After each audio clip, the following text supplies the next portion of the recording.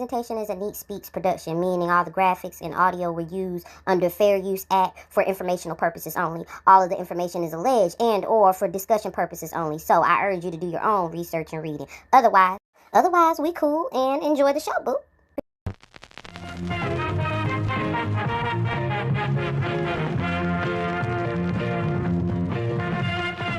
Child, look at her ass looking like that bitch trying to get out. Oh, no, no, no, face ass. Oh, no, no, no. Now, let me stop talking. I'm in the robe. I can't say but so much. But what up, Talk That Takes? It's Ev, and I'm about to speak on my takes of the America's Next Top Model documentary. So, first takeaway, nobody, and I do mean nobody, apologize. And I mean, I guess I could see it for legal reasons because, an apology may be viewed as a admission of guilt. And that could make them civilly liable. So I could kind of, and possibly even criminally, when you talk about saying stuff. I mean, I don't know how that works with the statute of limitations, but nonetheless, I do think it baffles me that these girls were victimized on camera the way they were. I mean, I'm talking about SA on camera, fat shaming, colorism, racism. I mean, anyism, you get the homophobia. And then bitch, like, baby, they did it. And the saddest part about it is these was young girls, between, like 25 and younger. Like, these were relatively younger girls. So it's just really, really, really, really, really sad to think that they were victimized in such a way, and then not only that, but they were put in a position where they couldn't even defend themselves or speak up for themselves because either they would be penalized by being put in the bottom two or even sent home, eliminated or whatever. So I will say the fact that they were up here victimizing the girls and then oftentimes blaming them, i.e. the Kenya situation, i.e. the Shandy situation, is so many situations where they blame the victims that it was kind of alarming, especially when you consider that the show was packaged to us as trying to combat the negative stigmas associated with modeling. Number two, my second takeaway from this situation, Tyra comes off like a typical mean girl bully bitch. So I can't say for sure if she does fit this mold or this characteristic, but I just want to clarify. So I have grown up with these type of women my whole life. Pretty, sweet, soft-spoken, aggressively nice. Like, they're very insistent on helping you. And the first opportunity that they get to shit on you, talk shit, whether it be talking shit about you or reneging on their word or just overall doing something to give you a harder time in life, regardless. These type of women, they thrive on chaos and drama. They pretend like they for peace, and let's be clear, most women are like that. Not all of them, to be clear. There's some pretty girls who are good-spirited, have genuine, pure hearts. And if this offends you, you probably are one of them mean girl bully bitches. It is what it is. Embrace it, and go on the fuck about your business. But to sit here and I always find it problematic when people claim to be so relatable. They're empaths. They understand everything. They're here for you and all this other bullshit. And then turn around and perpetuate the exact same damn things that they claim they were victims of.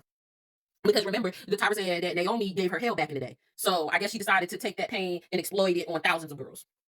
It just doesn't make sense to me because, baby, if your brand is inclusivity and body positivity, how can you intentionally create challenges that are intended to target the girls? Prime example.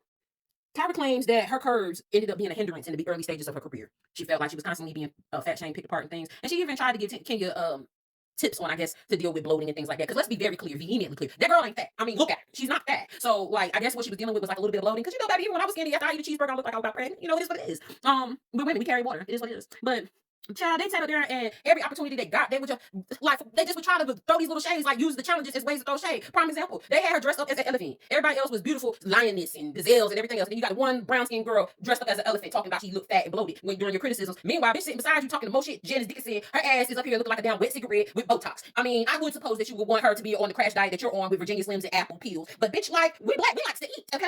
And it's nothing wrong with that. Like, it wasn't like this is Biggest Loser. Like, what are we doing? And I blame Tyra for that, because why is you or whichever producer, because you can't keep saying that you didn't come up with the ideas, because baby, you had executive producer. You were executive producer. So it's like, you can't keep pointing the hands at upper management and stuff, because at some point as a black woman who is the face of the brand, you have to be the one who's like, I don't think that's right. I don't think you should say that. It's okay to stand up. But y'all keep liking to say that it was different times, which, brings me to my next point. I'm tired of that. It was a different time excuse. They've been using that since Bill Cosby, Elvis. I mean, it's just so many examples of bullshit that people did, and then they'll turn around and say, oh, it was a different time. No, it was wrong back then too. That's why you kept it a secret, or that's why you've been avoiding the topic, or that's why you made a 3-part documentary to address it, right? But like, I really am confused why that has become the default excuse to dodge accountability. Like, for example, Danny, aka Danielle, and I apologize. I don't know what you prefer these days, honey. So I apologize either way. And I'm going to say Danielle because that's how I was introduced to you on the show. You were my favorite top model as a brown skin girl. I wanted to be on top model too. I ain't gonna lie, but baby, I started smoking early, so I ain't make it past 5'5". I've been stuck at the same height since 14. But Danny, we love you, and I hate how they did you. But to my example about using the past, claiming that it was a different time excuse. That the reason that's a problem. Prime example, good old Danielle in the Gap situation. So, as a fine chocolate thing with a Gap myself, I kind of took it personal when Tyra tried to convince this girl there was a problem with her Gap. Anyone familiar with African cultures, they know that a gap is held in high regard. I know personally, and I've always gotten compliments about my smile because that's one of the things people tell me, like, oh, you got a pretty smile and stuff, regardless of my gap. At one point, I was thinking about getting braces to get it closed, but I opted against it.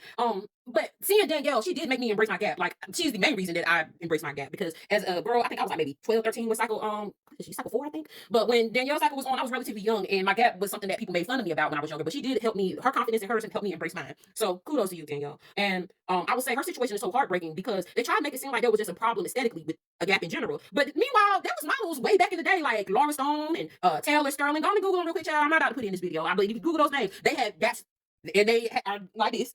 And they made millions. They were icons. So I didn't understand why Tyra had this fixation on this girl's mouth. It really irritated my nerves. And she said that she knew what she knew now. But the thing is, Tyra was 32 when Cycle 6 was on. Cycle 6 is when it was. Okay. Tyra was 32 years old. So you mean to tell me at 32 years old, you didn't see nothing wrong with telling a young girl that there was a problem with her smile, even though you selected her because of her smile and because of her confidence and swag, in spite of the gap, in spite of something that you viewed as an imperfection? She worked her hardest. It comes off, the way that it comes off is she let Danielle win, or of course Danielle earned it because she knew popular vote, everybody wanted Danielle or Joni. She won fair and square. But it almost is like Tyra's mad she won because she didn't help that girl at all afterwards. And again, she claims that she knew what she knew now, but it's like, girl, you were 32. By that point, by the time Danielle Cycle of America's Top Model came on, you were 32 years old. So you mean to tell me, because I'm 35, you mean to tell me at 32 that you didn't know that it was wrong to bombard somebody and bully them into making physical changes? Like, for what? And you selected her. So clearly her smile wasn't that much of a problem. Why? I don't understand that. You cannot make that make sense to me. Especially when she had turned around at the same time, had a talk show where she was going on there and venting about all of her insecurities and stuff. But yet, for some reason, so you can understand your insecurities, you can understand and demand respect for your body, but you literally have no respect for anybody else's. So much so that they don't even have autonomy over what medical procedures to get. The only person who had a problem with Danielle's gap was you and Miss J. And even though Miss J is recovering, we wish you speedy recovery, Miss J. You are beautiful. We love you. But you were wrong for how you handled Danielle too. I'll never forget the things that you were saying about Danielle's gap. You and Tyra had a good little key about it. That's what makes it look like y'all won't genuinely root for these girls. That's what makes y'all look like mean ass. Child, tell me why my TikTok is acting slick funny. I guess I gotta bust this thing into half. Yeah. I guess I'd be back with a part 2. See y'all later. Hey y'all, back with part 2. So picking up where I left off. But yes, the way it come off is like they have a problem. They didn't really have a problem with gap teeth. They had a problem with brown girls with gap teeth. And the reason I say this is because, like I said, there's a whole, I literally Googled it because I was like, was there just no models with gap teeth until Danielle came along? Like, why was Tyra just like so fixated on this girl's teeth? But then I Googled it and it was a bunch of different models that came up. And they had thriving modeling careers without closing their gap.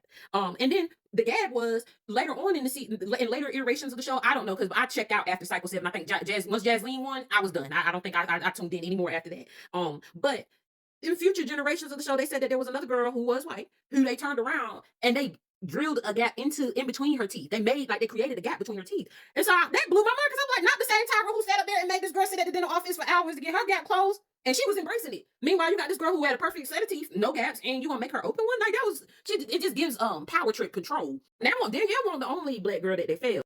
They also failed Miss Ebony, not this Ebony, but that Ebony. They did her dirty too. Called my girl Ashy, which I'm trying to figure out where, girl, because the skin looks great. The skin is glowing. Like, what Ash wear? And the fact that they said it to her after they done messed up this child's head, which to me, I always felt like Tyra was a little bit of colorist. My theory is that she harbored whatever resentment from Naomi and maybe even other dark-skinned girls from her previous experiences in her life.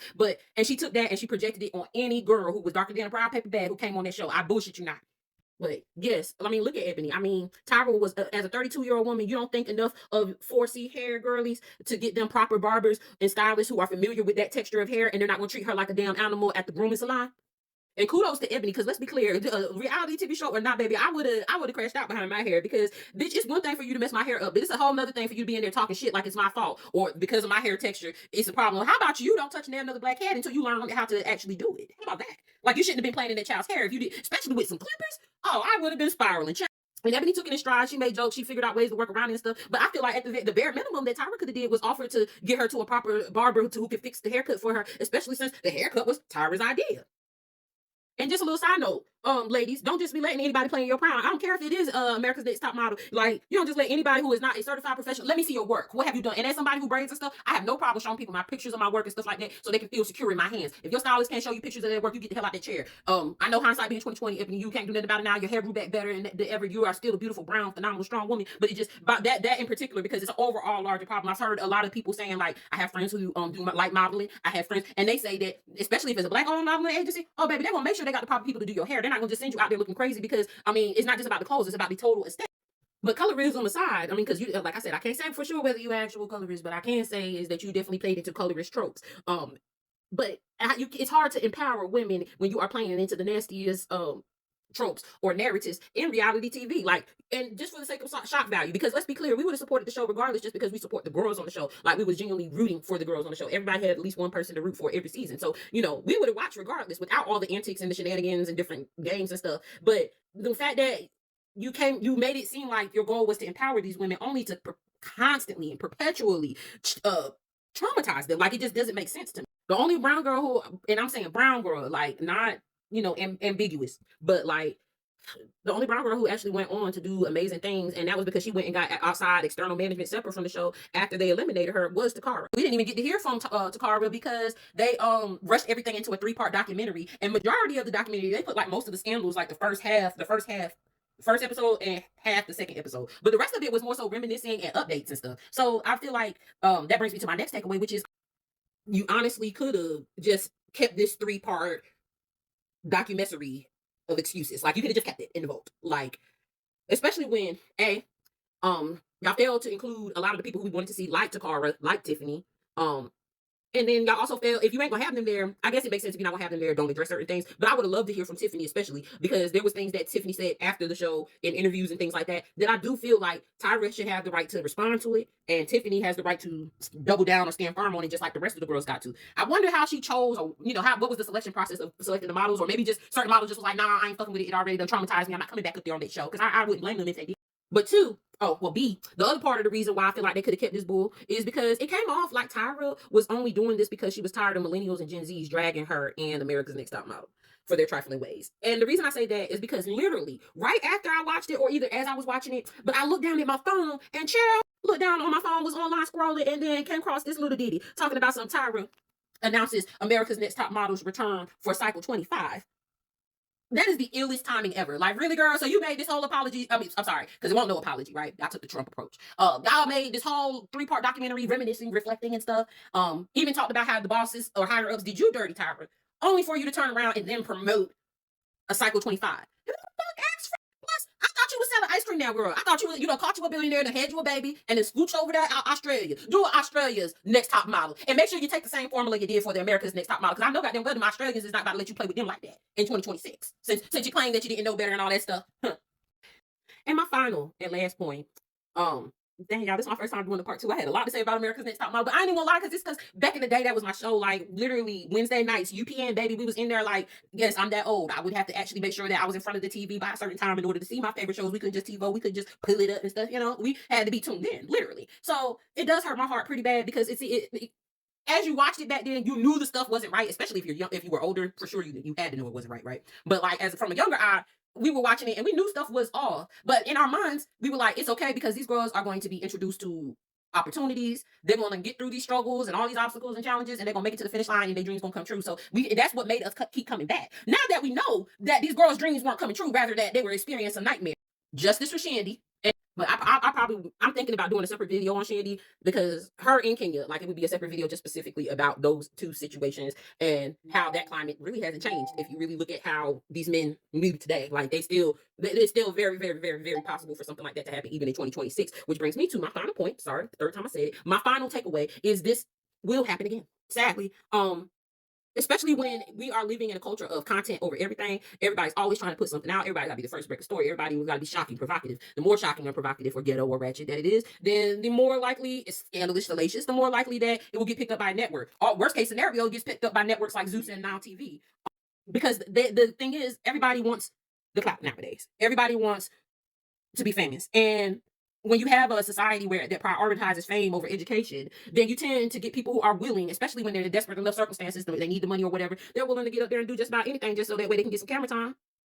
And as long as we live in a society that literally profits from the degradation and chaos, particularly of women, and you have women who either A, are young and don't know no better, young and naive, or B, basically shameless and don't give a shit about what anybody thinks or say. The only thing they care about is fame and fortune. Then you're always going to end up with these reality shows that look almost like humiliation rituals and producer-led power trips. For example, Top Model, if you really think about it, it wasn't too far off from the Making the Band model. That's why they even mentioned it in the first few minutes of the documentary, because it's a similar concept.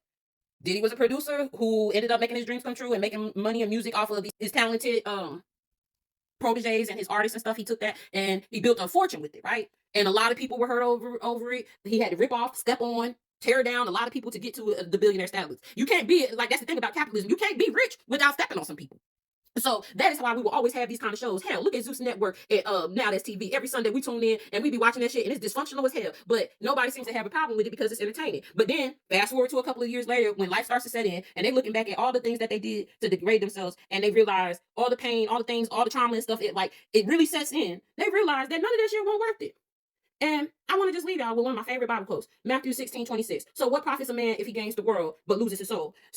But child, yeah, she definitely took the Diddy approach. And I'm not saying like she beat on nobody or, anything like that. But I will say specifically, the same way that Diddy took advantage of thousands, hundreds of artists and producers and exploited them, it's kind of giving Tyra did the same thing, especially in the case of the Jays, Nigel, and all the girls contestants on Top Model.